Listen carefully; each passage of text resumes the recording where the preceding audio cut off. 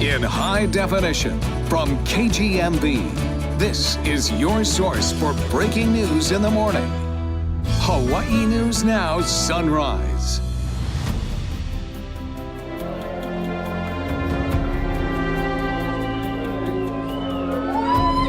You are looking at the Fa'afa'ite coming into port as we speak. It has been such an exciting morning for this special edition of Sunrise as we welcome Hokulea back home today. That's right, the excitement builds with every vessel, and as excited as they are to see each vessel and its crew, I imagine that's because they are anxiously awaiting Hokulea, who is yet to come. As the cheers erupt and the chants and the poo is being blown, we welcome one more member to the broadcast team who's joined us this morning here in Magic Island. Hi, aloha nui kako. I'm so glad to be here with all of you folks here. Everybody's looking amazing this morning. As are you. Amy Kalili, of course, joins us as Hawaii News Now's Hawaiian language Olelo Hawaii and cultural practitioner specialist, an expert to help guide us through this beautiful day. Yes, we're gonna qualify that term expert as we move through the day. But yes. Always humble, Amy, always humble. How's this morning been for you so far? Amazing. You know, we were talking yesterday when we were down here and everybody's just setting up. I think everybody who's been engaged in the voyage has kind of, been spinning around with just doing the work and getting things done. And yesterday, right about 10 o'clock in the morning, I think it just started to hit. That we're here. Yeah, and as we talk about that atmosphere and soaking it in, let's go out to Dan Cook right now.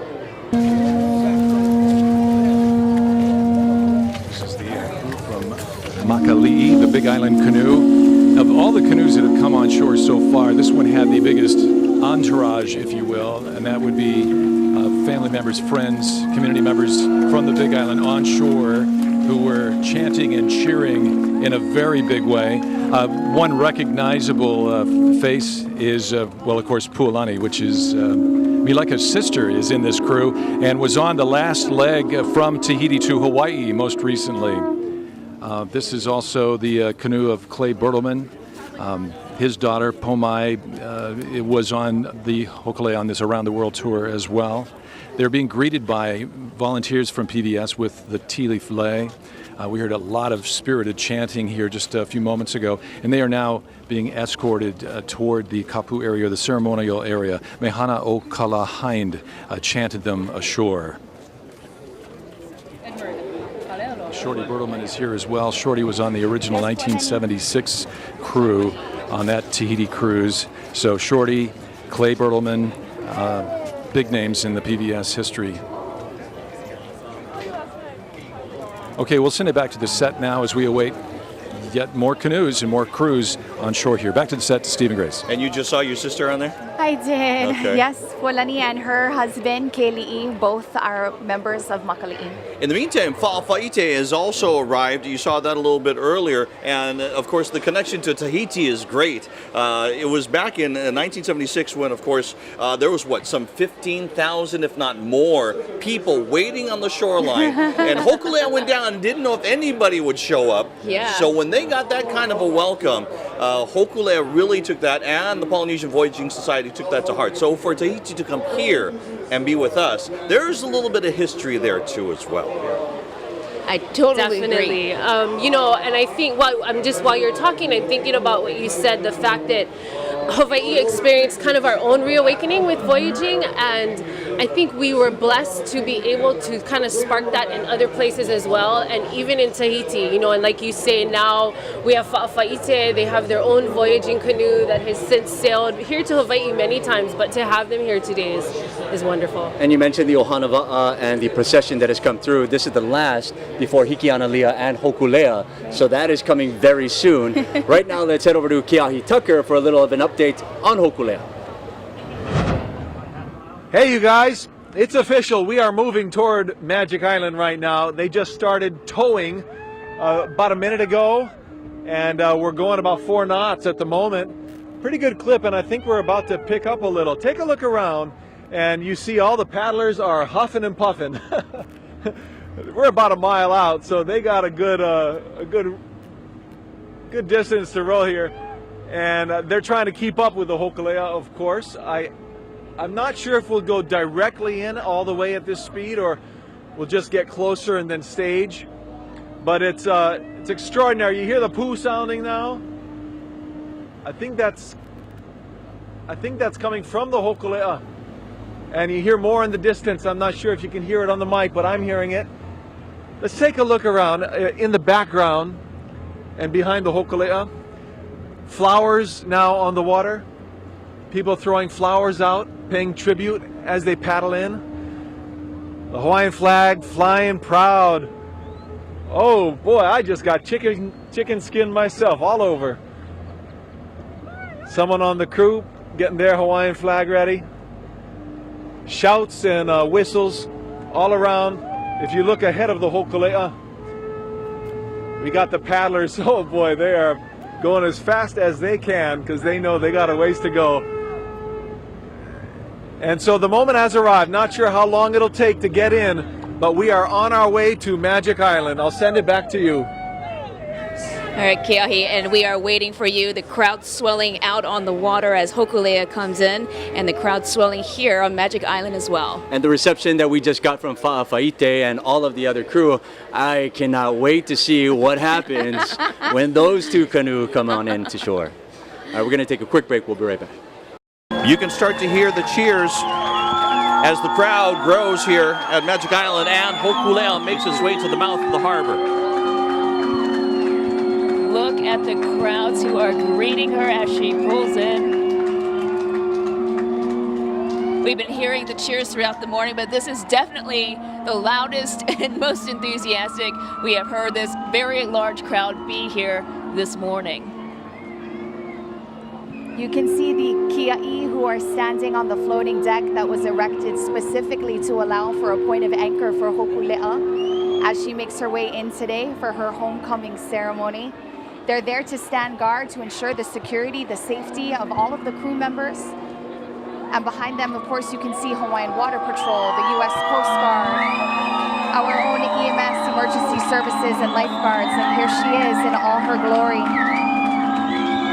Everyone has their phones out as they capture this historic moment, a moment that has been decades in the making, with Hokulea sailing around the world for the past 3 years.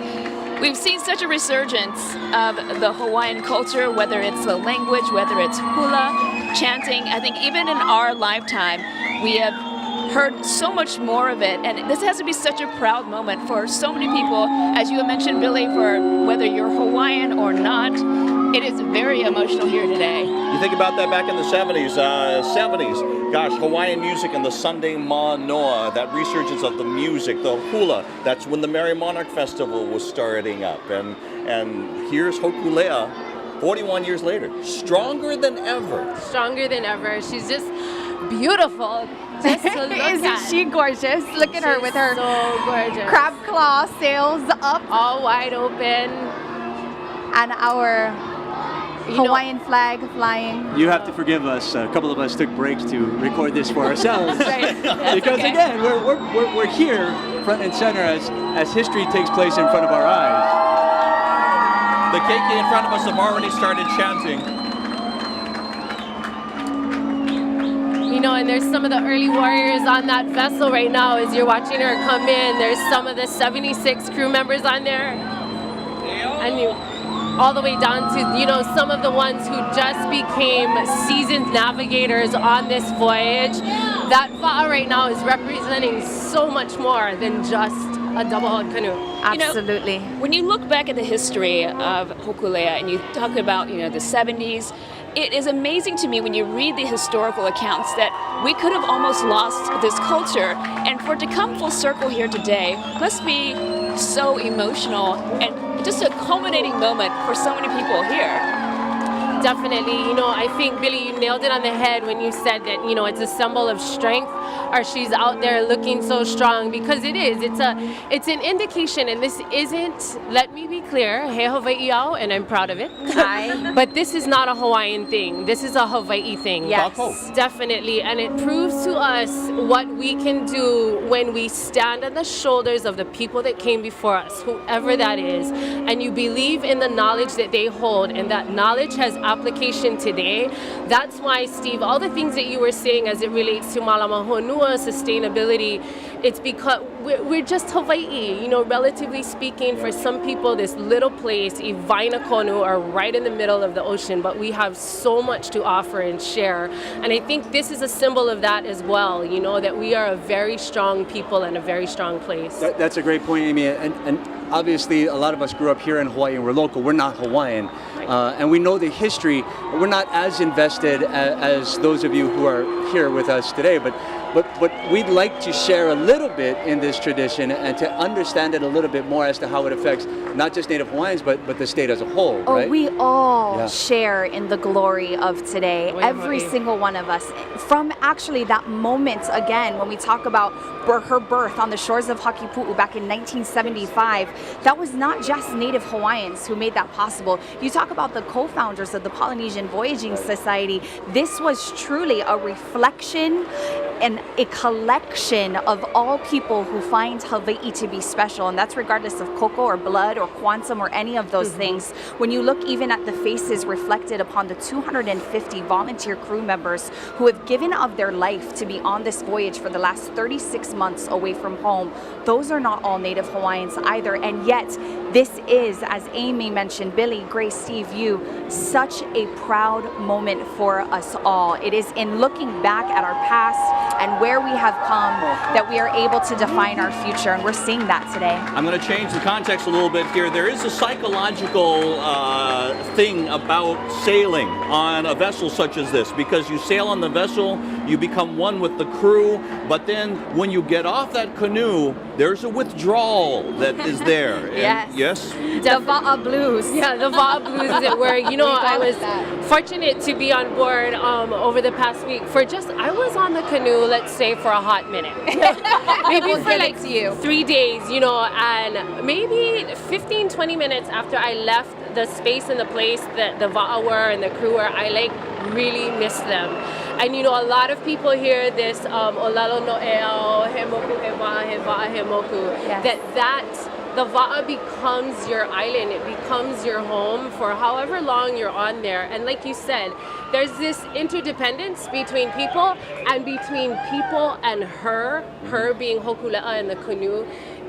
I don't think you can replicate that. This is a philosophy that comes from Papa Maupiailug himself, of course, our master pole navigator, who brought back this tradition of celestial wayfinding and voyaging without the use of modern day instruments. He's the one who taught that the canoe, the Va'a, is your mother, and that the navigator is your father, and that makes all those on board, whether they're physically on the deck or not, your brothers and sisters.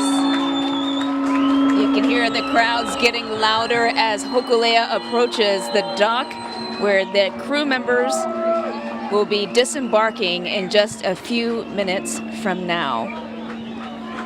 You can see Nainoa Thompson right there at the center of the canoe, making his way to the front. Right. I'm sure there's got to be a lot of emotion going through all of them, him in particular. The fact that Hokulea managed to circumnavigate the globe, covering more than 40,000 nautical miles over these last 3 years, and not a single safety issue, every single crew member came home, and with them, they have brought knowledge that has been collected at every port along the way in this mission to Malama Honua to care for our island Earth. All of that, initiatives, sustainability, preservation, the importance of just, again, taking care, is on that deck right now, returning home to be shared with the people of Hawaii. Let's talk about safety for a couple of moments. We've talked all throughout the morning about Hokulea, and we haven't mentioned one name, and that's Eddie Aikau. Of course, we lost him in that second voyage that was supposed to go to Tahiti, but ever since then, safety protocols have been put into place. Every single voyage has had an escort vessel, and now if you train with a canoe, there are a lot of safety things that you have to go through to make sure that things are pono, you are right, and that you are knowledgeable, you have that manao to sail, whether it be Hokulea or any one of the vessels in the Ohana Va'a. Eddie's sacrifice for Hokulea is exactly what has kept the legacy of this Va'a and Ohana Va'a alive today. He knew how important Hokulea was when he got onto that surfboard to paddle for help in 1978. When Hokulea had capsized after leaving in rough weather, inclement weather that on this day and age they would not have left. It's something that Nainoa Thompson talks about a lot. There's no reason to rush. the ocean provides. Mother Nature needs to be listened to, and had they done that, perhaps it wouldn't have happened. But he left, he paddled out because he knew that Hokulea could not sink on that day, that everything that they had managed to accomplish from 1975 to the maiden voyage in 1976 needed to continue on. And so because of his importance to the Polynesian Voyaging Society and Ohana Va'a, there are members of the Aikau Ohana on board Hokulea right now for this homecoming. And Nainoa fought him, right? Because Eddie wanted to go and he said, no, don't go. In fact, he threw a life vest at him, right? He did. He wanted him to take a life jacket as he made that paddle away, and Eddie took a couple strokes, took off that life jacket, threw it back to Nainoa and said, I'm more comfortable without it, brother.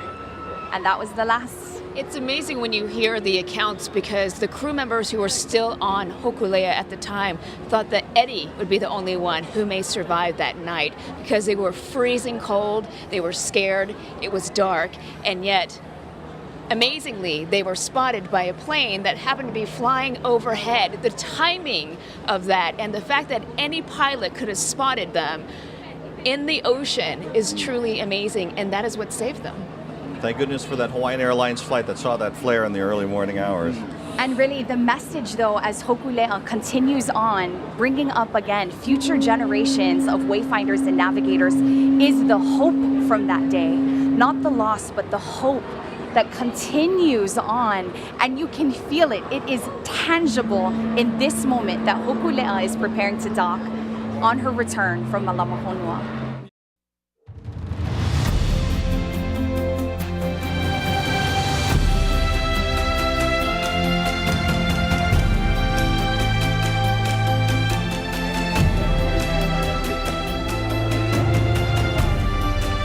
It is a beautiful day here at Magic Island, filled with aloha to welcome home the crew of the Hokulea. After a 3-year worldwide voyage, they are back home. And it feels amazing, I must say, as we take an aerial look here at Magic Island. You see all the people down there crowding in that majestic ship, Hokulea, at the end of the dock, where the crew members about an hour ago came off and have been treated to a really special welcoming ceremony involving spear throwing and the presentation of gifts. And there's Mayor Kirk Caldwell in the mix with the dignitaries making his way where we are now about to start another part of the homecoming ceremony. That's right. Tens of thousands of people lining the shores here at Magic Island, and now all of them are making their way to the main tent to get a glimpse of the crew members who just came off the Hokulea. So we have a crew change of our own. Sean Ching, right. Stephanie Lam, I'm Keahi Tucker, Mahealani Richardson, and Amy Kalili. I'm kind of holding it down over here. What an amazing welcoming, and to really see the 76ers, as everyone likes to say, the original members from that maiden voyage in 1976, returning back to Hawaii again.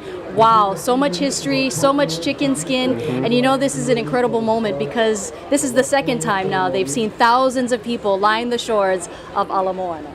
Absolutely. You know, Amy, we're here for today's event, but of course, these are a bunch of moments that have accumulated over the years, starting back in 1975.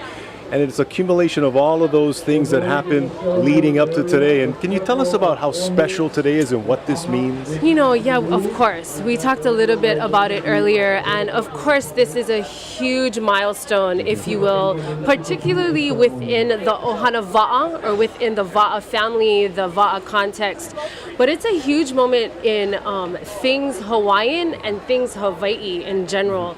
You know, but for Hokulea, when she was birthed, you know, you referenced it in Hakipu'u on the shores of Kualoa, those voyages that she did to connect the Polynesian Triangle, to kind of fast forward through all of this.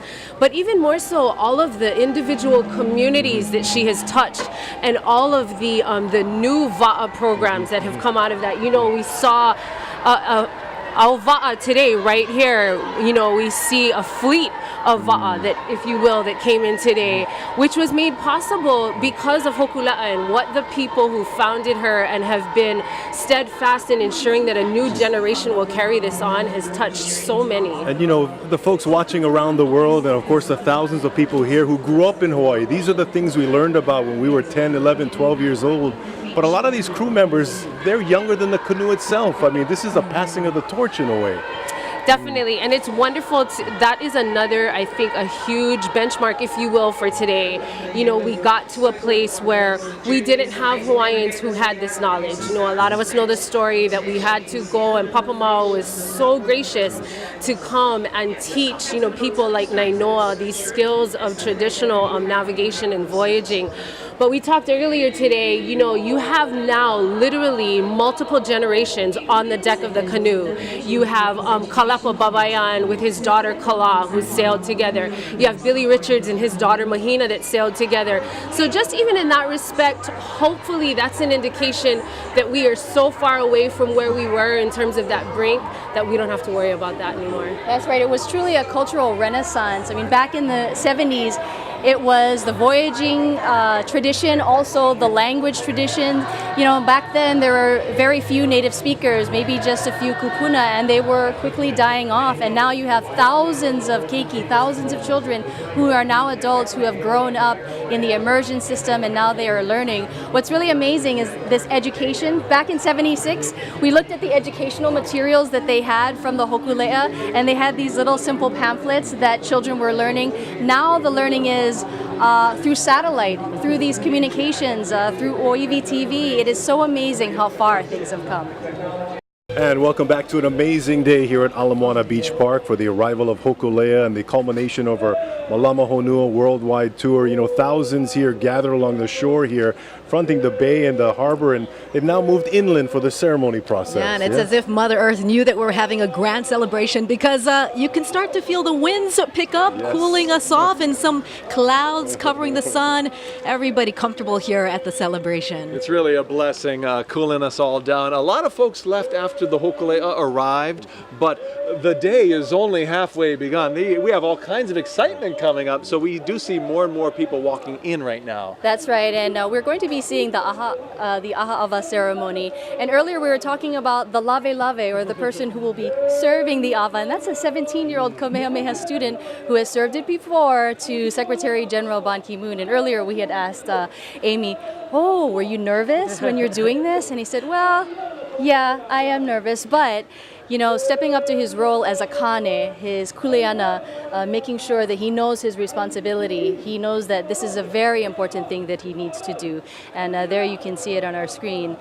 This ava is being served to very important people. Correct. So you're referring to Kala as one of the Lave Lave. He'll be taking the ava from Laiana Wang here, who is starting out the ava ceremony with this ole. E uia kona ia oe, ai hea ka wai a kāne, ai iluna ka wai a kāne, I ke a uli, ke a o ele ele, ke a o pano pano, ke a o pōpolo hua mea a kāne la e, ai ilaila ka wai a kāne. E uia kona ia oe, ai hea ka wai a kāne, ai ilalo, I ka honua, I ka vai hu, I ka vai kau a kāne me kana loa. He wai puna, he wai inu, he wai mana, he wai ola, e ola no e a.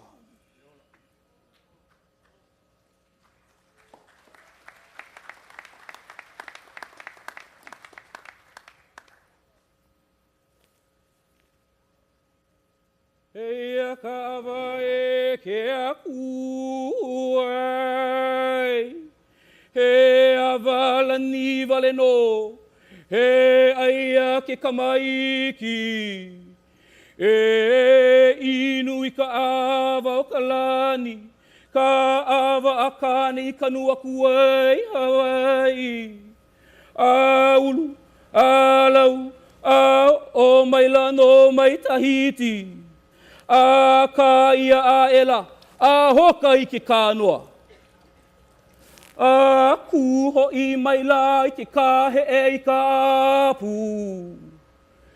E inu I ka avala e.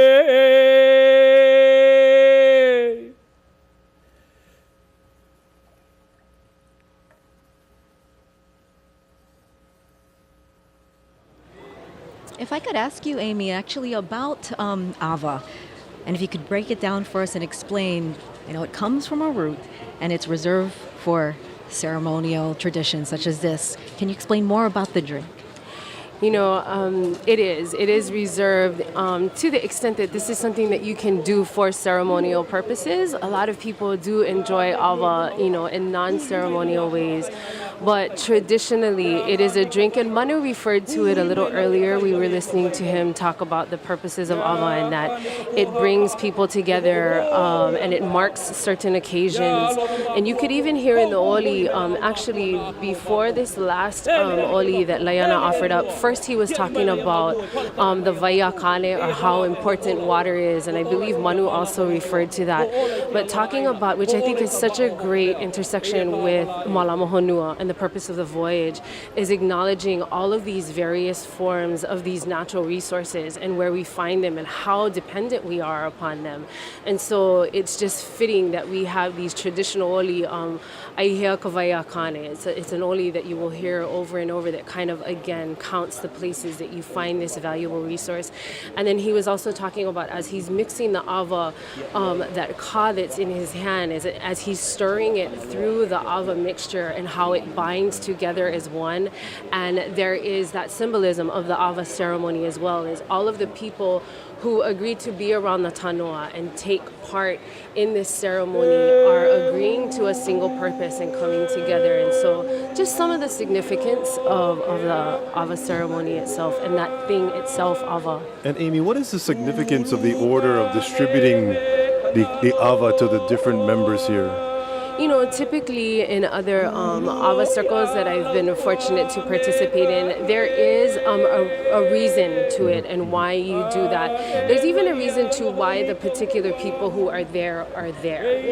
You'll be in a context of an ava ceremony where there will be other people around the tanoa, but they may not necessarily partake in that initial serving.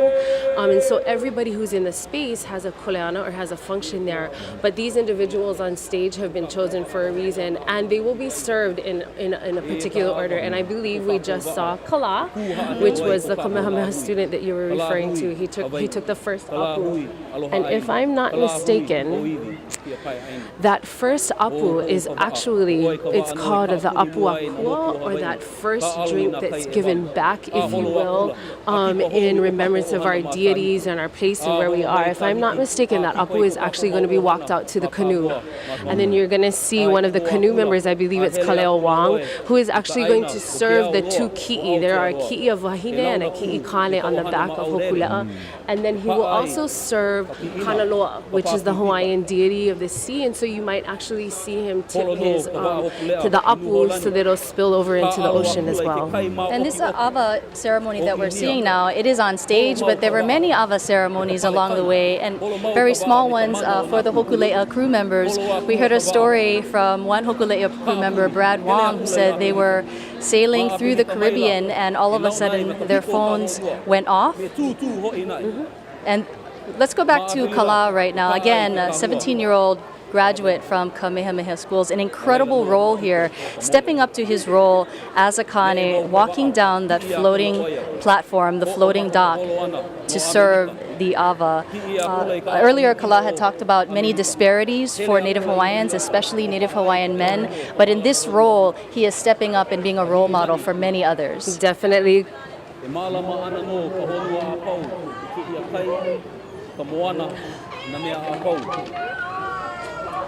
Holo a kula ka waa, iho a kula oia I ka hema.